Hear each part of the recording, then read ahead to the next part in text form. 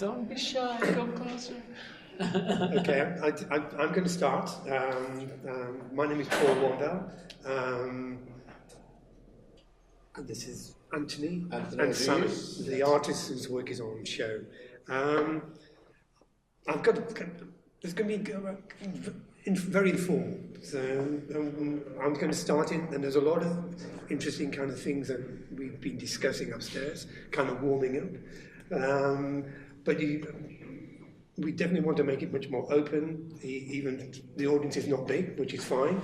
I'm sure you're very special to be here on a rainy day.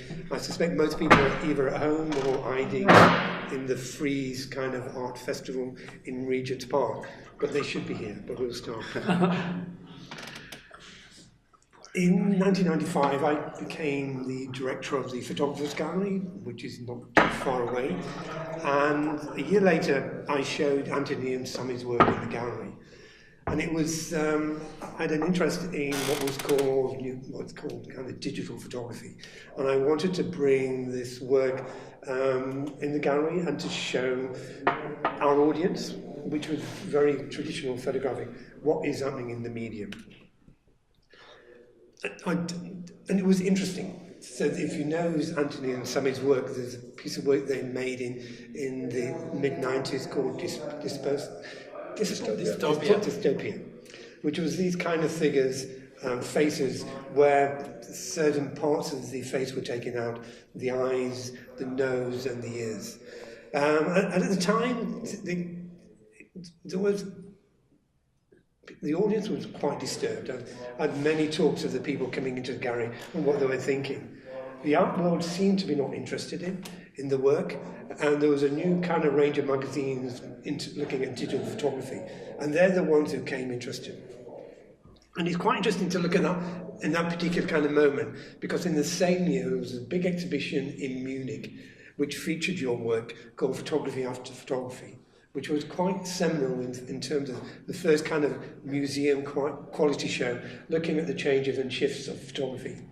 In the early 90s, when any discussion was taking place about photography, it was coming from a photojournalistic kind of tradition. And the concerns were that when we looked at photography, we couldn't trust it anymore. There was a concern, which is quite bizarre looking back, that the only people who would have computers would be governments and large corporations. And the idea that they were going to use this technology to kind of screw with how we looked at the world. Obviously, we can now look back and see that being kind of screwed with in itself, that we've all got computers, we all can change photography. But it was a really interesting kind of moment of the shifts and discussions which were taking place both in fine art and photography, and then in what was called digital technology.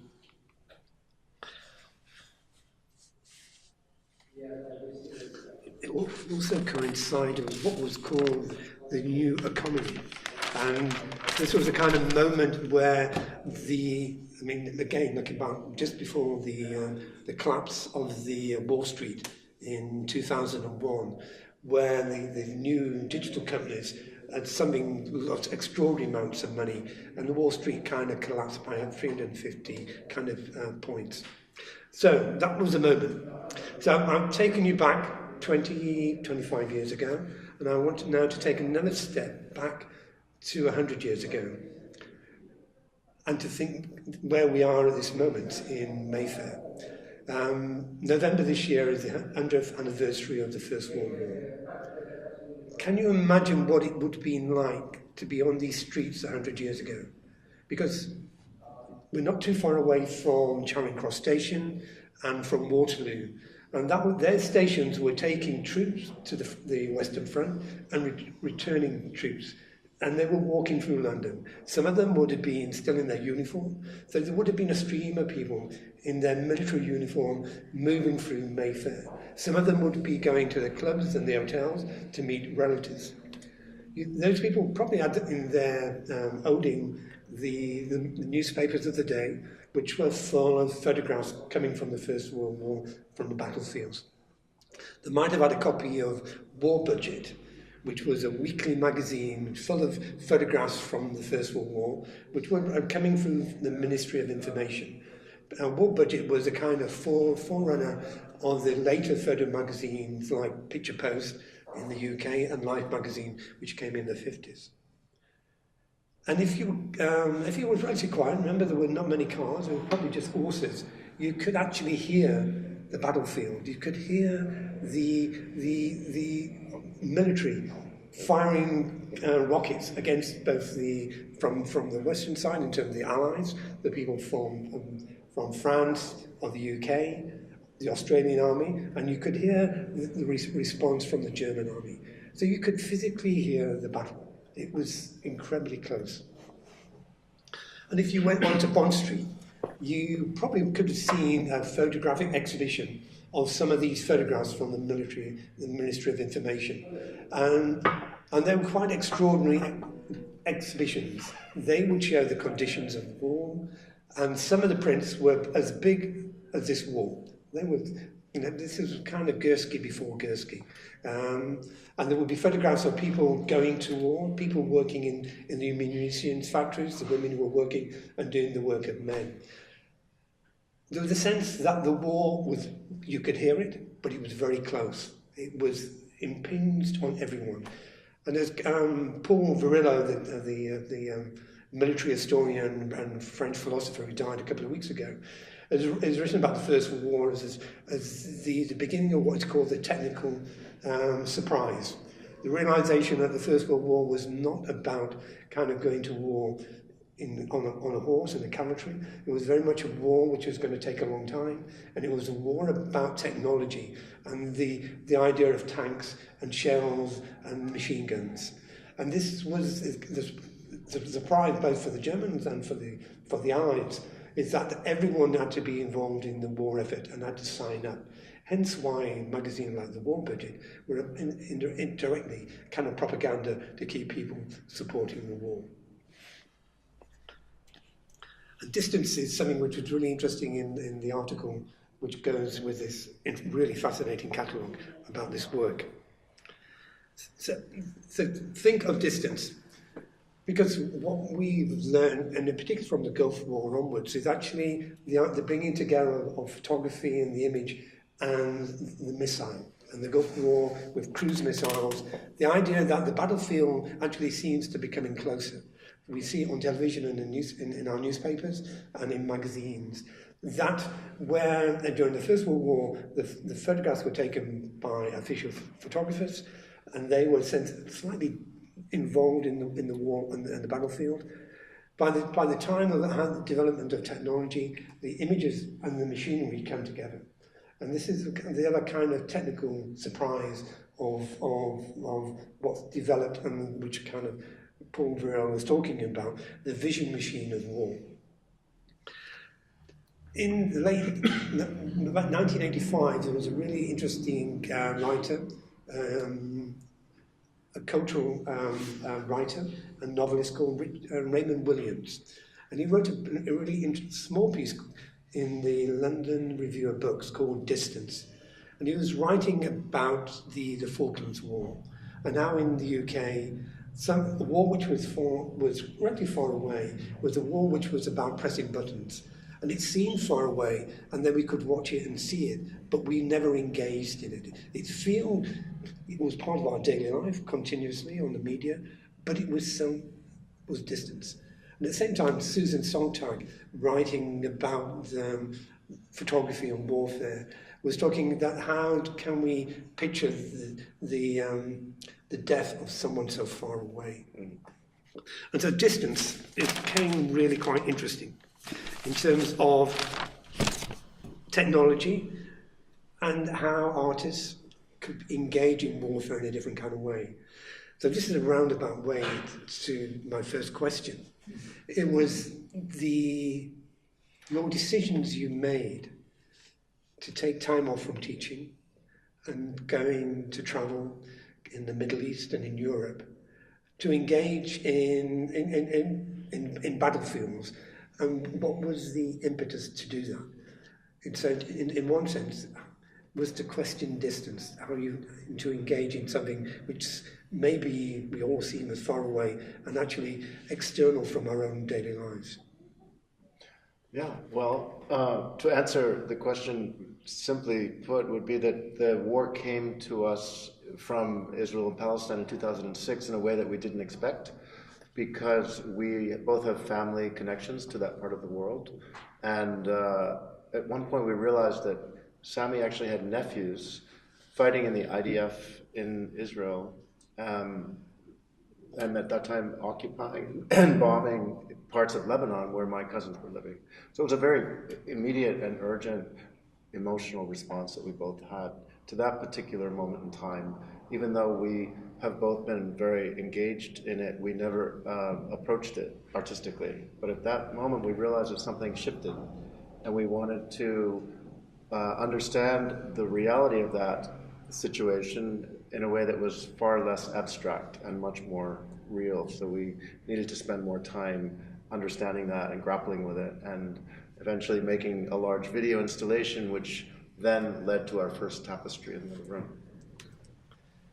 So do you want to add to that? Yeah, no, I just want to say that I think that the impetus also came out of, like what Anthony said, that we were always aware of this situation, but it was always mediated. It was always through images from the media that were coming to us.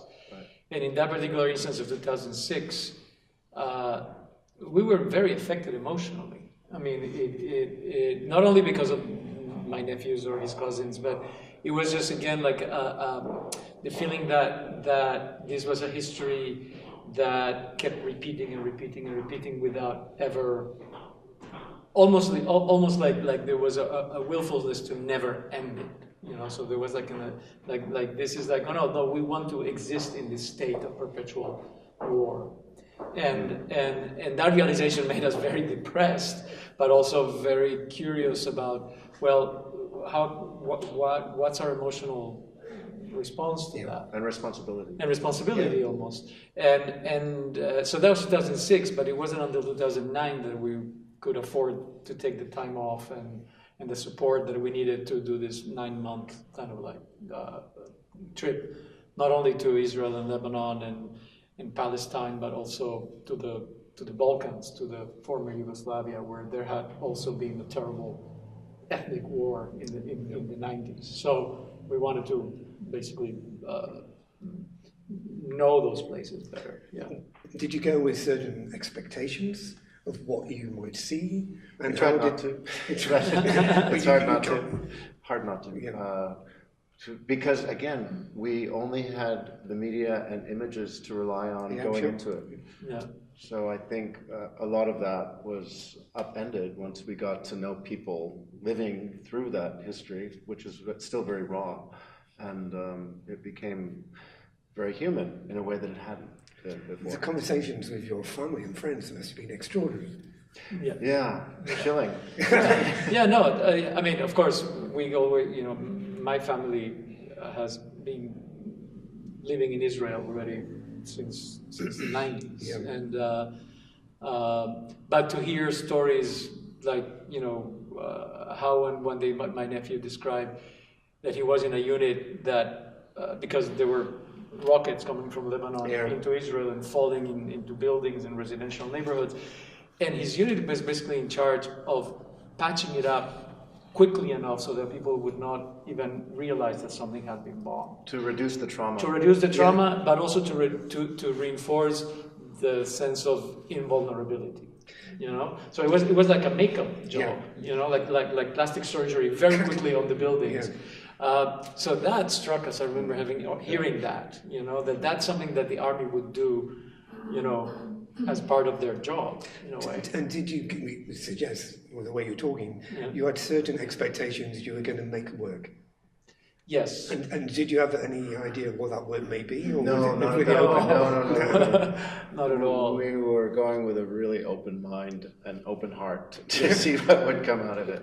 And we made a few attempts at different types of work over the next 3 to 6 months, which actually didn't end up becoming the work, but it was a series of failures, in a sense, that became the basis for the work that was ultimately shown, which was a multi-channel video installation.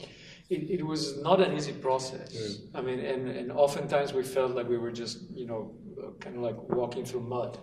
and lost in our own, well, in the inability to deal with this huge situation. You know, that like we, feeling also like, you know, we did not live there. We were always observers from the outside. So what right did we have to even? Which is why we dressed as clowns, as you can see in the far right. We did a series of photographs and videos in performance mode as those two characters, because we felt so entirely foolish even touching the subject. So I'm trying to slowly get to the work we're looking here. Yeah. So because some of the references, the images, you were making videos, but you were doing more in terms of performance. Yes. What did you know you were going to end up in making a tapestry, or when did that moment kind of tip? Well, we always had tapestries in the back of our minds because we were keen to go down that path, but we didn't have the opportunity yet to do so. But we thought of the way we approached video as a form of weaving, because we wove together multiple narrative strands. So when we talked about our video installation, we often would refer to it as a form of tapestry. Okay. I guess it was just waiting to happen, but it never did at that moment until now. Yeah, I mean, one thing that we realized was that we definitely did not want to do any kind of documentary work or anything that represented the reality directly, but only through some kind of metaphorical thinking. And for that, then we needed to devise some kind of process to work. Like to perform the reality, not to, you know, and through the performance to present it as we perceived it, more than as any kind of actually was. So it became filtered through our experience and our perception. Which is what you see in all of the figures now, the performers performing the reality of what we perceived. Yeah. So when you started making, say, the videos, was that while you were still outside the US, or when you returned? We were then based in Berlin after we finished our trip through the Balkans, and we started working with a group of performers there in a green screen and trying out a kind of choreographic language, which then became the basis for the production in New York. So it was a kind of sketch that we made in Berlin, and then we finished it in New York. So my understanding then, the figures which are on here are these performances that you played out in Berlin with. Some of the gestures, especially in the tapestry in the other room, really come from that workshop that we did. Yeah. I mean, looking at the one back here, what came to mind was Robert Capa's famous image from the Civil War. I mean, was that a reference, or what were you playing with the actors in terms of how they should perform? It wasn't that. It wasn't that, but no. I mean, but one of the things that came out of this workshop that we did with the performance, we gave them a prompt to experience a gravitational pull to the earth. It was so strong that it was basically like deforming their bodies, and because that's one of the things that came kind of like conceptually for us was that whatever was happening was so much about land and so much about ownership of land and a tribal kind of identification with land. So this pull of the land, and one dancer. In many of the dancers would kind of like instinctively, you know, be pulled forward to the gravity, but one of them was pulled backward. Well, she also had an uncanny ability to bend her body. I think she was an acrobat. and the image was so strong that then we asked everybody to reproduce that image, you know, of this body. But then it became a very ambiguous image because it's both. You know, it could be seen as, many people see it as people being shot, like the Robert Capa, you know. But for us, it's always also been an image of people looking for an answer, you know, which is something that happens in the desert often, you know. Mystical revelation. The other thought, what came to me last night leaving, was, and I forgot the name of the American singer, the video which came out about 3 or 4 months ago, what is it? Is this America? Or what is Yeah. it? Yeah, Childish Gambino. Yes. So that kind of, when you saw that, did you feel we had a connection to Yeah. it. We felt it was one of the best, occurrences of popular culture capturing the state of things. Yeah. I couldn't stop watching it. The only response I would have to that, though, is that his and their willingness to actually represent violence in the way that they did with that video, we always shied away from through ambiguity. Okay. It could be playing in different. I mean, there is violence in all of this narrative, but it's not seen. And it's so often implied. I mean, you won't see anybody beating or anybody really attacking or anything like that. So, all the human figures in these works, they were performed in some form. Yes. In Berlin, and so you created a palette in the first one. On the first one. And then, as the project evolved, we did shoots in New York and photo shoots, not so much video, and work with performance to develop the language. So you were creating a kind of palette of emotion and gestures. Yeah. If you look at traditional European tapestries, the gestures are so important. Yeah. They're all pointing or saving or hoping or embracing, and there's a very strong theatrical articulation of the arms and legs. So I can imagine, and the other thought comes to mind, and which is slightly going at a tangent, is the idea of the studio and the computer. Mm-hmm. And the traditional idea of the studio for an artist is kind of something which is hands-on, being made, where you are bringing this together on a screen, and the idea of kind of how is it, the idea of changing or creativity is defined by the software. What is interesting about this work is actually the hand comes in, or some hands come in to make the work. But how did you was it all on screen? Were all these kind of, a palette of figures, landscapes, technology, images, how did they come together on a screen? Well, I think anyone who's working digitally these days in a similar kind of photo collage approach has a huge archive of categories of images.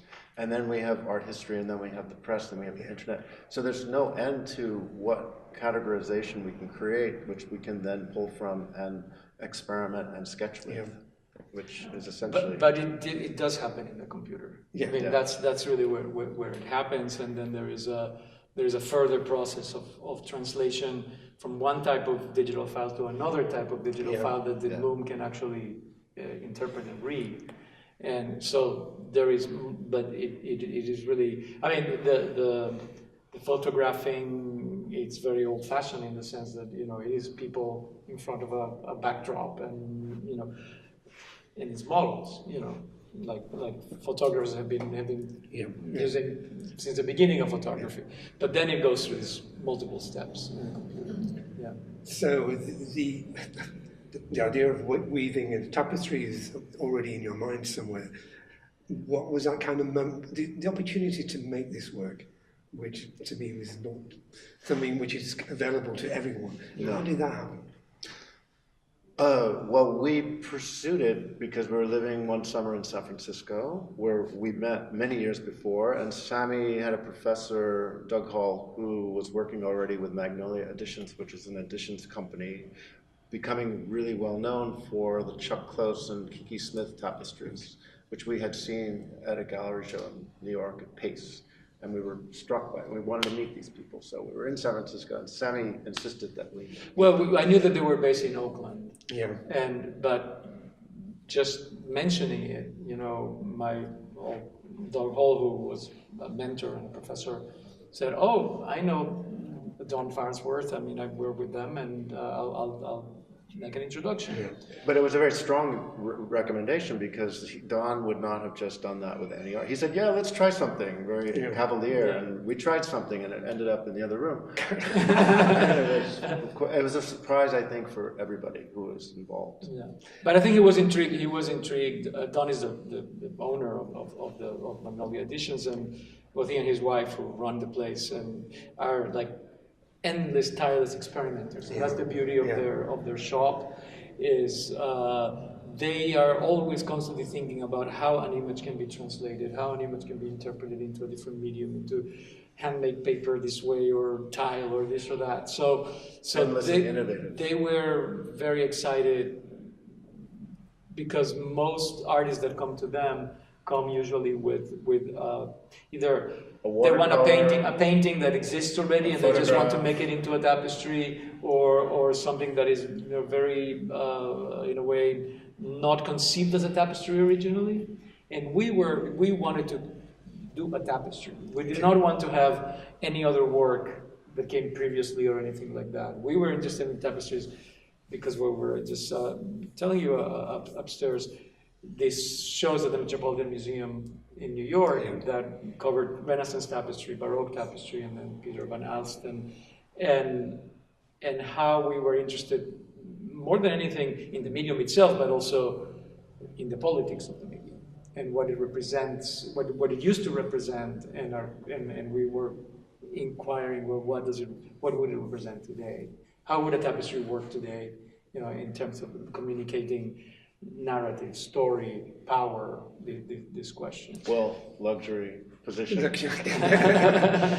But you've talked, we were talking about earlier about the tapestries in Belgium. Yeah. Did you see those later, or No, we saw those. 2002. The amazing thing about these shows at the Met is that because it's the Metropolitan Museum, they were able to convince, I think, even the Queen here to lend, amazing tapestries that had never been outside of the palaces. So we didn't need to go anywhere else. It all came there.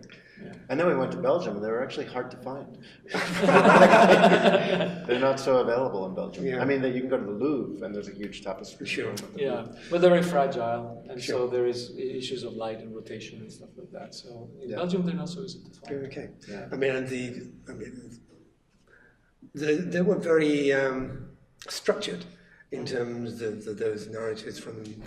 That's right, formulaic.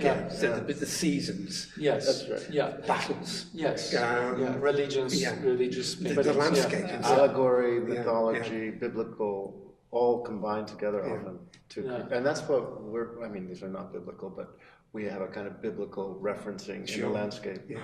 So. And because there's the connection to the computer. The idea that the making of tapestries in terms of ideas goes back to the 18th century. The idea of using that technology, the idea of breaking down bits of an image to make up, the idea of the card to go into a loom, to mechanize a loom. Yeah. Was that something you obviously must have recognised and enjoyed, kind of? Yeah, right from the start. Yeah, that's why I find it really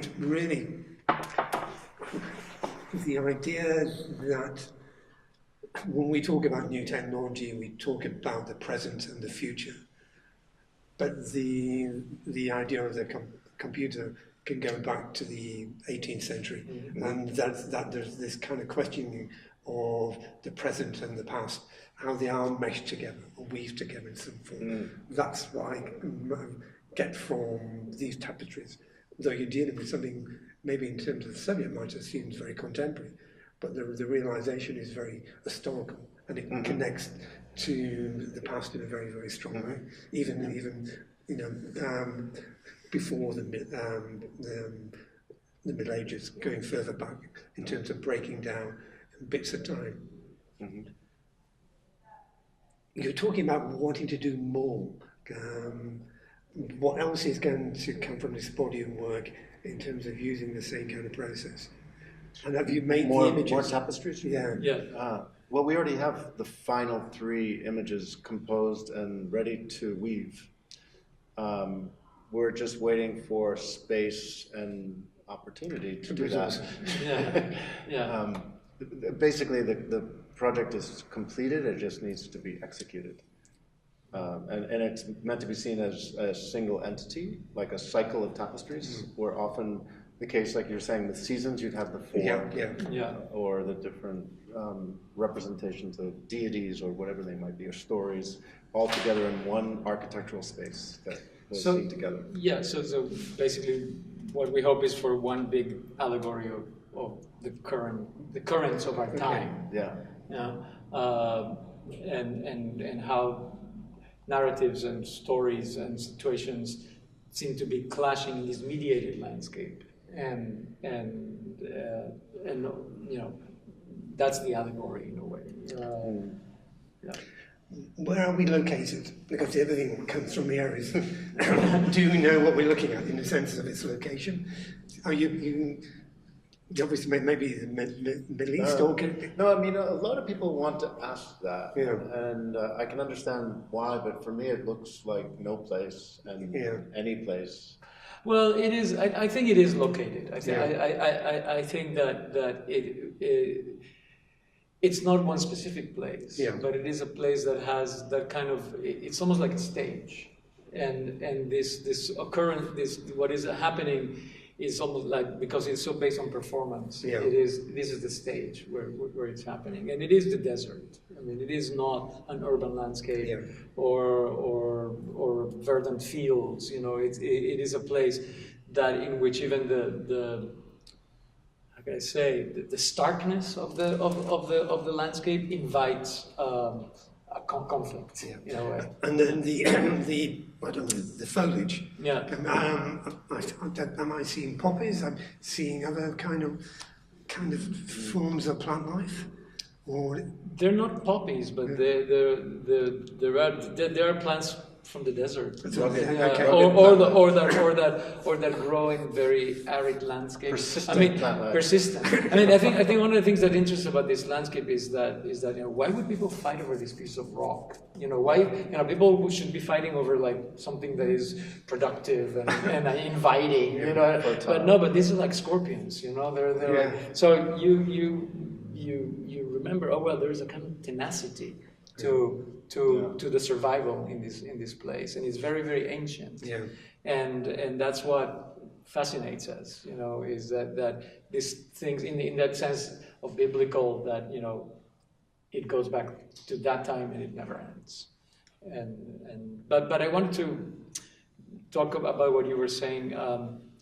You know, the question of history. Yeah. I think is how we connect to history. I think that our perception through this project and through based on the trips that we did and all that, and also seeing what is happening today in the world, is that history is not so much about cycles or things that are recurrent, but more like hiccups.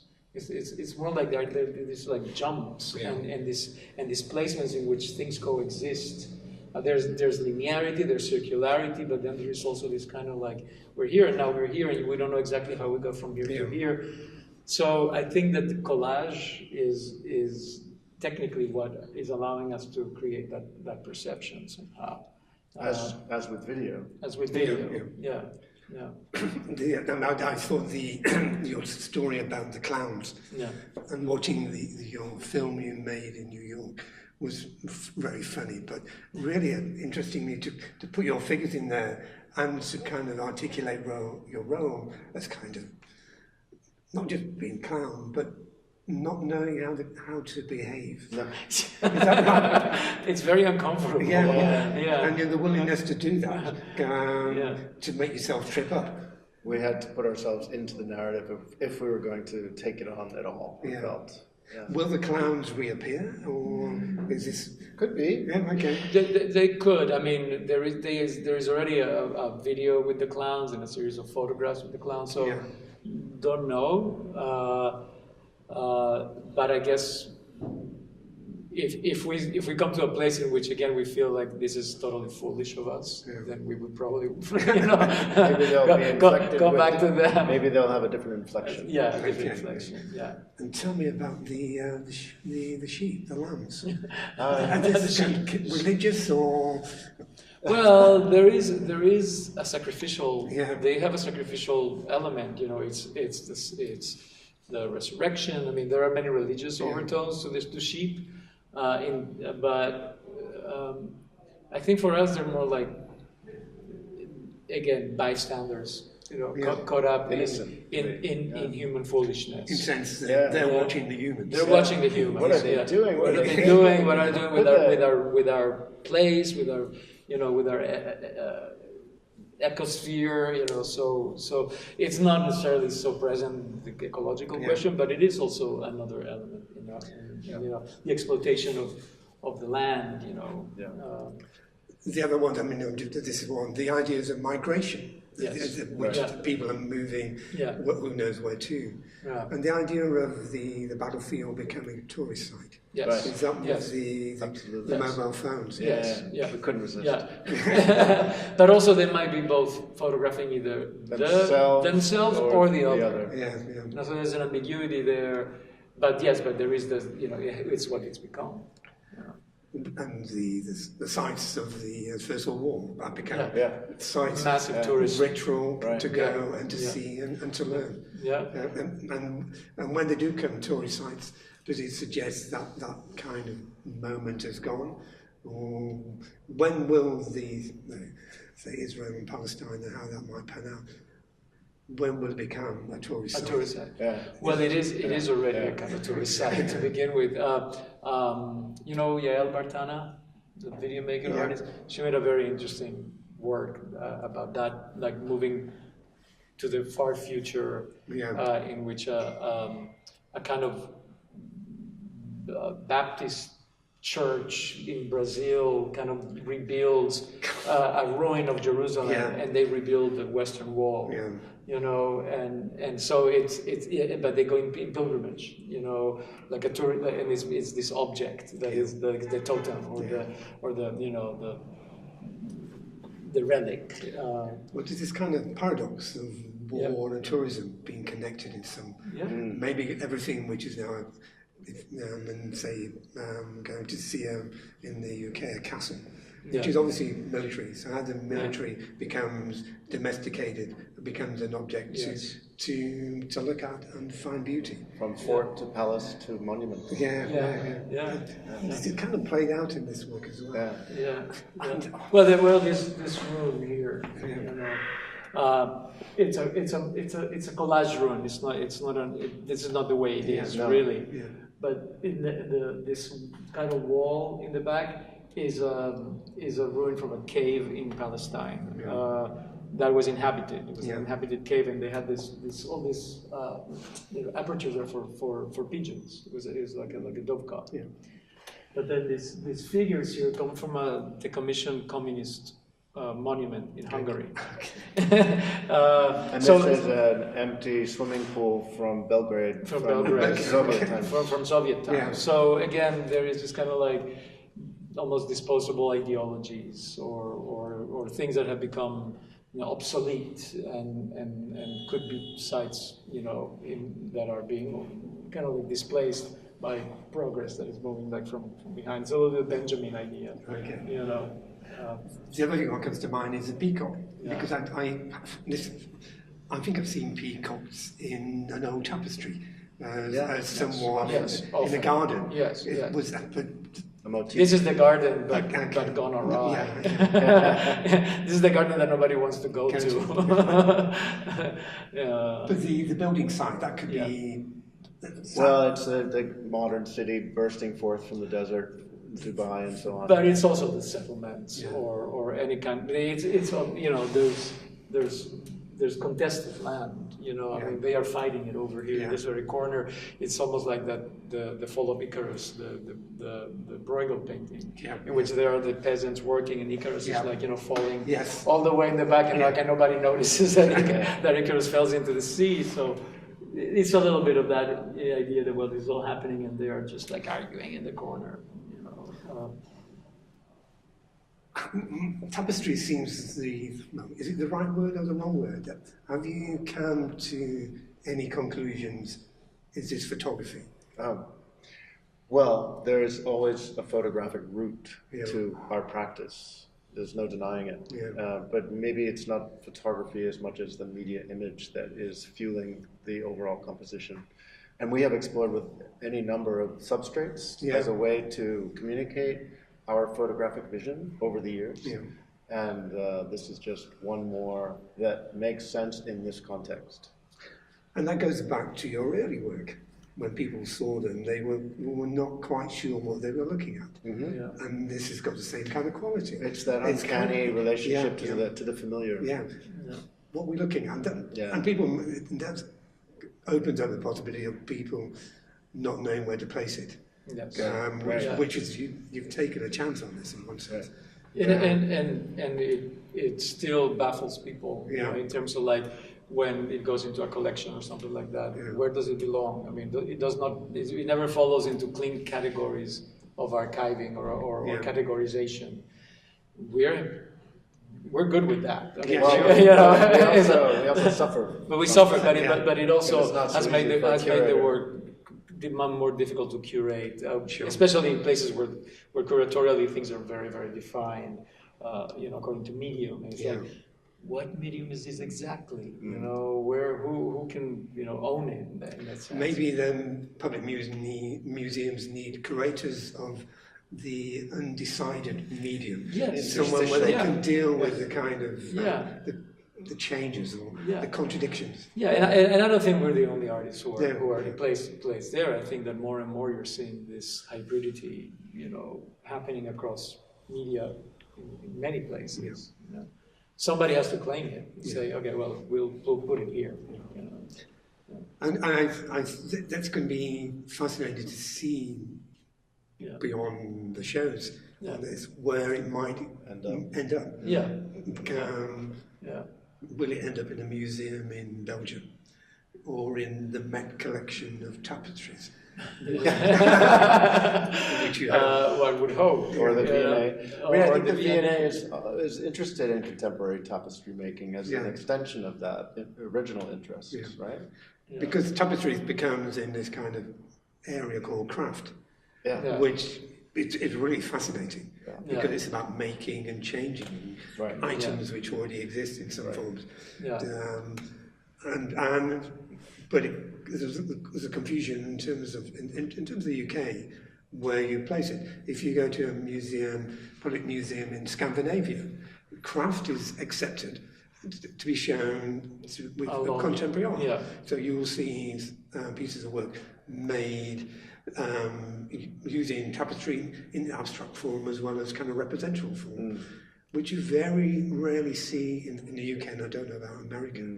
So it really just kind in of... America, it's quite separate. Yeah. I mean, there are museums of craft or museums of design, and Yeah. they will show that at the art museum. You know, always, you know, the privilege is painting and lately photography. Sure. You know. Yeah. So. They're still catching up with them. Yeah. Should we open up? Sorry.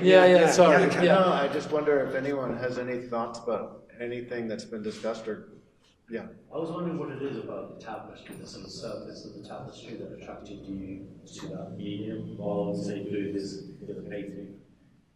Sorry, what's it? What is it about the surface, The surface. the texture that particularly attracts you? Yeah, I don't think it's so much the surface as much as the softening and the blending and the flattening that just occurs based on the inherent nature of the material. Why do you like that for this? Sorry? Why do you like that for this? I think it removes it from its original source material in a way that I find very compelling and uncanny, and it puts it in this space of in-betweenness that confuses the viewer and kind of dislodges your perception of what the meaning might be. And I think that's an important strategy that we've been using in a lot of our work.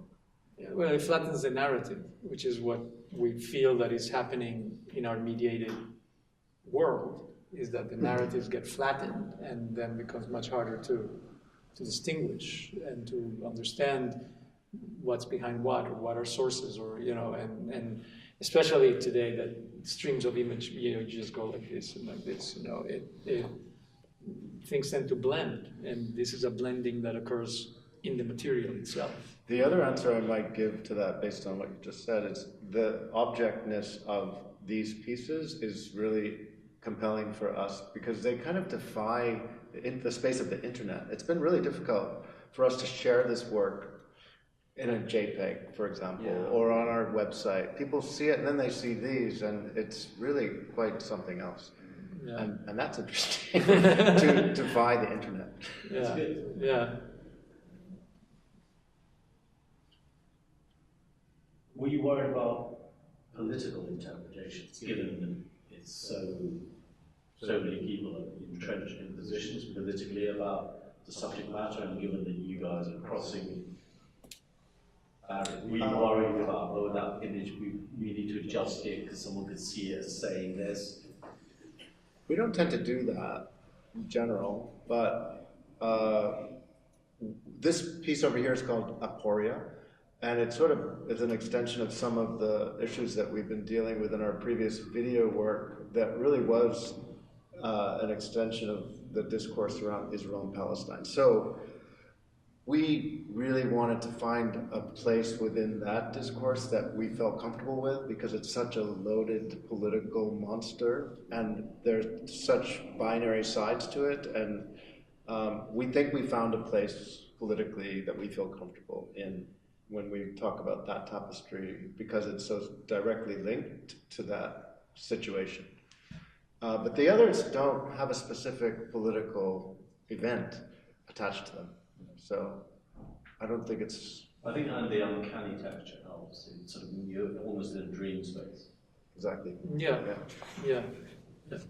Yeah. And I'm not, you know, I don't know if the question of like the political position is that's, we don't, I mean, personally, I don't believe that an artwork in general with a political position is going to actually affect that political position. It's like no matter what I say about the war in Syria is going to change the war in Syria.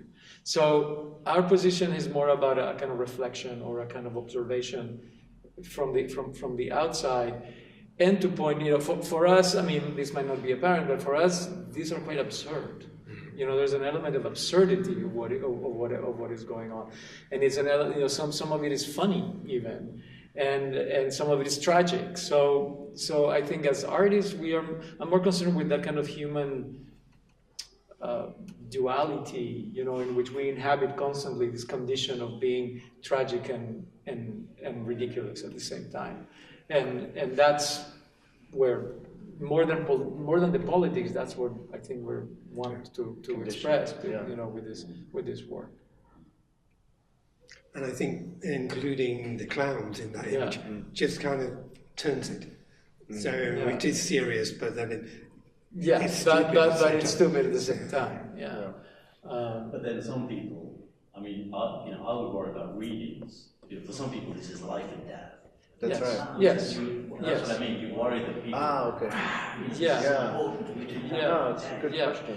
It is, and unfortunately, we can't control that. Yeah.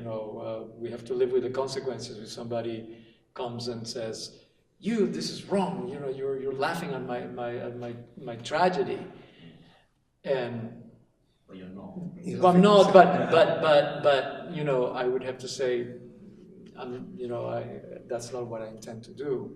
And from our conversations with people, I mean, during our research and the people that we found, of course, the most compelling or the most interesting were the people who were able to laugh at their own tragedy. Yeah. Who were able to say, isn't this just ridiculous? Yeah. And we've gone through all this bloodshed and all these terrible things, but isn't this just so absurd? It's interesting, that's like a very medieval view. You find that in medieval poetry. Yeah. People are ridiculous. Yes. Tapestries to go back to that time. Yes. Yeah. And your reference to, is it Bruegel? Yeah. The idea of his paintings, the world is upside down. Yeah. It's the same kind of quality. Yes. Right. Yeah. I've got a question about the technical question. How much did you have to learn about the language of what can be produced in tapestry? How much did you adapt to that, and how much was the people that produced the work, have you adapted what you could give them in your prints or your images? We did run a test, I think, with some strips to see what the result would be based on what we gave them, but not a lot. The more we do them, the more we can anticipate. But the one in the back had no testing, no knowledge. It was a complete random test. That was a test print, basically.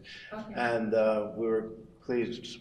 So we didn't really know what we were doing at first. And the more we do it, we do know. But that's why, I think, you know, Don Farnsworth spent years figuring that out, you know, before we came to him, and he, you know, he devised a software that creates the translation to the weaving file, and so there is the more we know more now, and we can anticipate how things are going to weave, and how, you know, how color is perceived, and stuff like that. But ultimately, it's a really powerful machine. So were you there when they were produced? Yeah. well, we went to visit. They were. It's not like printing. You were overseeing the book. Yeah. No. We wish. No. Loads of people. Stop the machine. No, stop the press. No, it was more like we went there, and they were kind enough to demonstrate to us. You know, okay, we're going to run, you know, a few, you know, 20 centimeters or something like that, so you can see how it is, and it's a kind of like interesting anecdote in our life, because we were doing a residency in Belgium in 2016, a printmaking residency, nothing connected to this, but since we were in Belgium, we asked Tom to make the connection so we could go and visit the loom. And it wasn't easy. I mean, they're very protective of Don, especially. I mean, now we have a relationship with them, and but at first it was like, oh, you will never find it. It's in a really difficult, little tiny town, They're and, you know, protective and proprietary. and very protective of, like, you know, they don't want artists to go directly to the loom and say, well, will you do this for me? And we understand completely. So finally, they agreed, and we made a date. Okay, November 7th, 9th, 2016, it was the day after the election in the United States. So we wake up to the horror story that Trump had been elected president, and it was freezing and raining, and it was like the most depressing Belgian day that you can possibly imagine. And we get to the loom, and driving in the rain, and it really was really hard to find. It wasn't easy to find. And all the people at the loom, all they wanted to talk was about Trump. Not only that, the owner of the company said, "Oh, you know, he's not going to be as bad as the campaign said." Yeah, no, he's just campaigning. He's okay. So he's going to be. He's okay. good for business. Yeah. So it was a hard day. And we were so depressed that we could barely pay attention to it. It looked great. It looks beautiful. Let's go. Yeah. So that was our experience with the loom. I didn't want to mention Trump at all, but you've done it. No, sorry. Sorry. Yeah. I mean, that's not really directly related to this narrative, because these were actually designed before. Yeah. So if we were to begin a commission or an opportunity, we could maybe come up with a whole new set of designs and cycle. Well, I think you've already got 2 clowns in the work. Yes. They would be different clowns. We had to come up with different costumes. Yeah. I have a question. One of the people in that house was holding up a couple of very ambiguous text. What does that represent, or is it a specific language or symbolism in that? No. Nonsense. None of the signs that they are holding represent anything that we can understand. Yeah. Although we learned last night that the flag in the middle with the black ribbony bits and the emblem, we found that piece of fabric in a thrift store in New York, and last night we were told by a woman who was here, who had just been to Siena, who became an honorary citizen of Siena, that's the emblem of one of the one of the paleo, Yeah. one of the tribes. And apparently Siena is known for its tribalism. Yeah. So she thought it was very appropriate. Each quarter of the city competes in this race, and that's their emblem, and we had no idea. So no, it doesn't mean anything. It means on purpose the impossibility to understand. Indecipherable. Yeah.